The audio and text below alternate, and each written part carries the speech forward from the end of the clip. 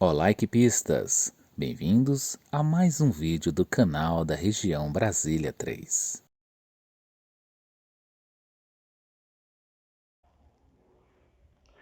Queridos e amados filhos das equipes de Nossa Senhora, região Brasília, é com grande alegria que me dirijo a vocês, pedindo antes de mais nada que vocês continuem firmes no carisma e em tudo aquilo que os seus conselheiros acompanham vocês em cada equipe e em nossa arquidiocese, em nosso Distrito Federal. Hoje vamos falar um pouquinho sobre o casal cristão, a educação cristã nos dias de hoje, no que nós chamamos a igreja doméstica, a família. Assim, a primeira igreja é a família.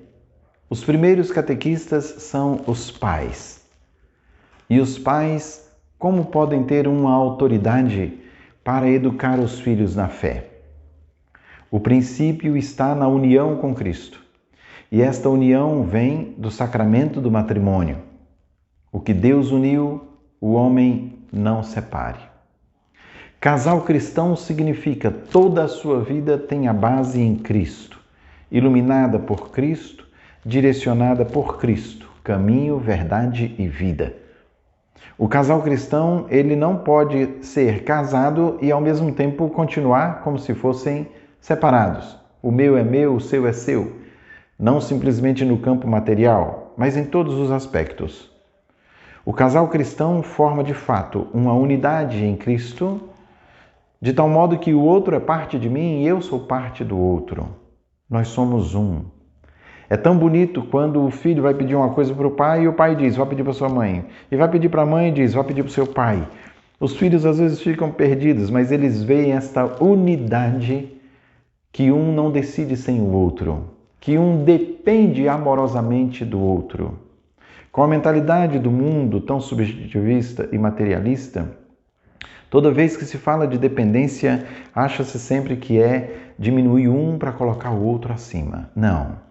No casal cristão não existe isso. Não existe maior ou menor. Existe uma unidade de serviço, de doação e de entrega pela sua família. Qual é o seu maior bem? Qual é o seu bem mais precioso? Não são seus filhos? Então a educação, ela é o princípio de tudo.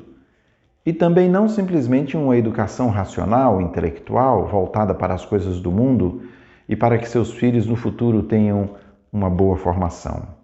É uma educação chamada integral, onde também no campo material, no campo estudantil, no campo do relacionamento, no campo dentro de casa, as crianças sejam também iluminadas por Cristo e pelo Evangelho de Nosso Senhor, traduzido na obediência, traduzido nos conselhos, traduzido no dia a dia do diálogo familiar. Hoje, filhos amados, todos falam de uma crise da família. E por que uma crise da família? Porque tiraram Cristo da família. A gente rezava junto, rezava o terço junto, ia à missa junto. Tudo a gente fazia junto, dialogava, conversava, escutava, falava, cobrava e também recebia, perdoava e também era perdoado. Hoje em dia, cada um se fecha no seu mundo.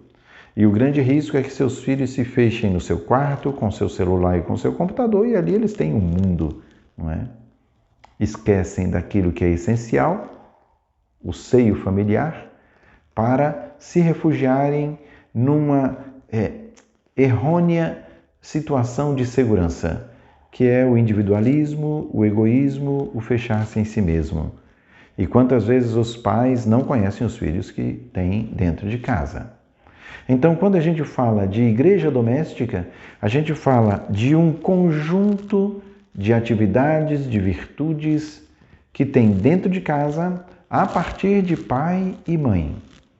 Não confundam as coisas. Você não é a amigona da sua filha. Você não é o confidente do seu pai. Não. Pai é pai e mãe é mãe. E vocês vão responder por isso diante de Deus. E Deus vai pedir contas da formação de seus filhos e da unidade entre vocês. Então, um casal cristão, em tudo ele coloca a unidade em Cristo. A unidade em Cristo, na alegria e na tristeza, na saúde e na doença. Não é? Seja no dinheiro, seja também no desemprego, seja nesse tempo de pandemia, seja também em tempos vindouros, cheios de frutos que o Senhor vai nos conceder. Mas estar juntos, os dois unidos formando uma só carne.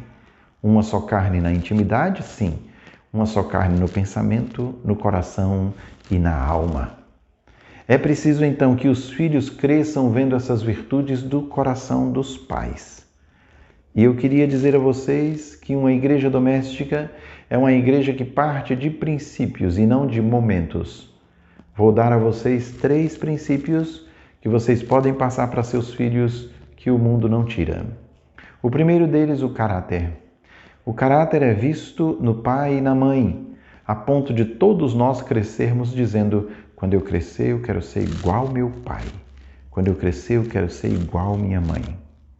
O caráter é aquilo que vai diferenciar seu filho do mundo, de tal modo que o que é dele, o que não é dele ele não pega.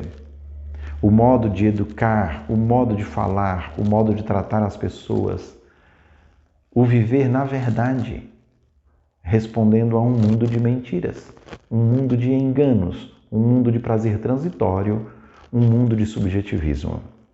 O primeiro aspecto é o caráter. Pergunte se você está passando o caráter para seu filho, para sua filha.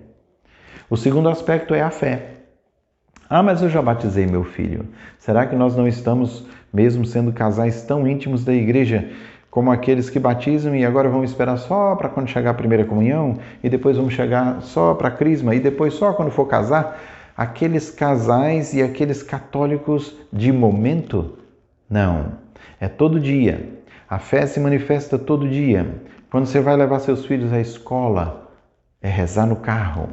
Quando você volta, você lembrar de uma primeira sexta-feira, dia do Sagrado Coração de Jesus, você lembrar para o seu filho: ó, ali está Jesus, na Sagrada Eucaristia, ir para a missa. E tem coisas que são muito práticas, e eu já vou dizer para vocês claramente. A fé vocês depositam em seus filhos até os 15 anos, viu? Até os 15 anos você ainda manda, você ainda pede, você ainda determina. Depois disso é joelho no chão, porque não escutam mais. Eles vão escutar o mundo, eles vão escutar YouTube, eles vão escutar a internet, eles vão escutar os amigos, porque papai e mamãe se tornam muito exigentes, chatos, retrógrados, seja o título que eles querem dar a vocês. Mais educados, menos educados e também pela dependência vão respeitar, mas engolindo seco. É diferente quando um filho respeita porque diz: não, meu pai me ensinou isso aqui tem sentido. Hoje nós estamos com uma crise terrível nos jovens que chegam no momento do vestibular e não sabem o que querem. Não sabem o que querem. Quando você se casou, quando você teve seu primeiro filho, você já tinha universidade, você já tinha emprego, você corria atrás. Enfim, hoje os meninos estão extremamente acomodados em casa. E nesse comodismo, eles não têm perspectiva de vida. E diz: para que eu vou prestar o vestibular? Porque não se conhecem, não conhecem seus carismas, não conhecem suas virtudes, aquilo que eles têm facilidade para desenvolver. E um outro extremo é quando o pai ou a mãe quer direcionar o filho para aquilo que eles querem. Então, todo o sentido de que o filho quer ser veterinário, mas o pai quer que o filho seja médico. Ele vai ser infeliz sendo médico, porque a vocação dele é ser veterinário. Então, você como pai e mãe, isso é ser igreja doméstica. É você ir descobrindo os carismas, as virtudes de seu filho, para dizer: meu filho tem capacidade para isso. Então, vamos direcioná-lo e dizer: filho, será que você não é bom no computador? Então você não quer fazer ciência da computação? Você não é bom, seja o que for, em floresta? Então você não quer fazer uma engenharia florestal? Ou você também é bom na medicina? Quem sabe? Que ramo você gosta? No direito? Enfim, tantas coisas. Mas os pais têm que ter este cuidado para não caírem nos extremos. Não, direito dá dinheiro, então você tem que fazer direito. Não, calma. Veja o que seu filho tem de dom para que ele desenvolva aquilo naturalmente e ele seja feliz. De tal forma que os filhos têm que ser ajudados por seus pais na igreja doméstica, como casal cristão, para que eles descubram qual é a vocação que Deus deu. E dentre elas, até mesmo a vocação consagrada. não é? Se um filho quiser ser padre, se uma filha quiser ser freira, filho, ótimo, é assim que você quer, você sente isso, vamos fazer uma experiência, vamos procurar o seminário, vamos colocar tudo diante de Deus para que a gente possa descobrir o que Deus quer de você e o que Deus está pedindo de você. Então, você vai acompanhando seu filho, você dialoga com sua esposa, você pede um conselho, você conversa com o padre, você conversa com a sua equipe, você conversa com um casal que já passou por isso, porque seus filhos são maiores. Como é que a gente dá esses passos? Isto é ser um casal cristão, isto é ser igreja doméstica. Enquanto falarem que a igreja ou que a família está em crise, vamos resolver a gente. Então o problema está conosco, que nós somos família, então nós vamos buscar resolver aquilo que é crise dentro da família. E vamos descobrir que a crise é de fé.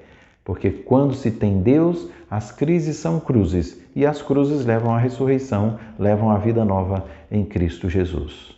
Caráter, fé. E o terceiro aspecto, os estudos. Se você dá uma boa formação para seus filhos, amanhã, quando Deus chamar você, seus filhos saberão andar com as próprias pernas. Por isso que o estudo ninguém tira, o caráter ninguém tira e a fé ninguém tira. Casal cristão é um casal que em tudo tem o foco de Cristo. Não é que eu faço muitas coisas e também tenho a igreja. Não. O meu lado de igreja são só as equipes de Nossa Senhora. Não.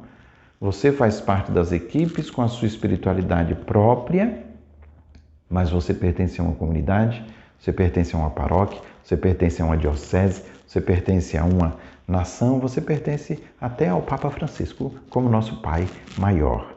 Então que você abranja mais o seu foco de igreja para que seus filhos também acreditem naquilo que o papai e a mamãe vivem. Porque amanhã eles vão ser cópia do que vocês são. E um casal cristão baseado na fé, uma igreja doméstica hoje, ela se manifesta de tal forma que as atitudes falam mais. Temos que ter oração, temos que ter disciplina, temos que ter horário para Cristo, sim. Mas a atitude de papai e mamãe vão marcar. Porque amanhã, quando Deus chamar vocês, eles não vão lembrar se vocês eram ricos ou famosos. Mas vão dizer, papai tinha fé, mamãe levava a gente para a igreja, a gente rezava, a gente lia a palavra de Deus, a gente amava Nossa Senhora, a gente rezava o terço juntos. Que Deus possa abençoá-los, cobri-los de graças e bênçãos, para que vocês continuem sendo casal verdadeiramente cristão. Igreja doméstica com seus filhos. Em nome do Pai, e do Filho, e do Espírito Santo. Amém.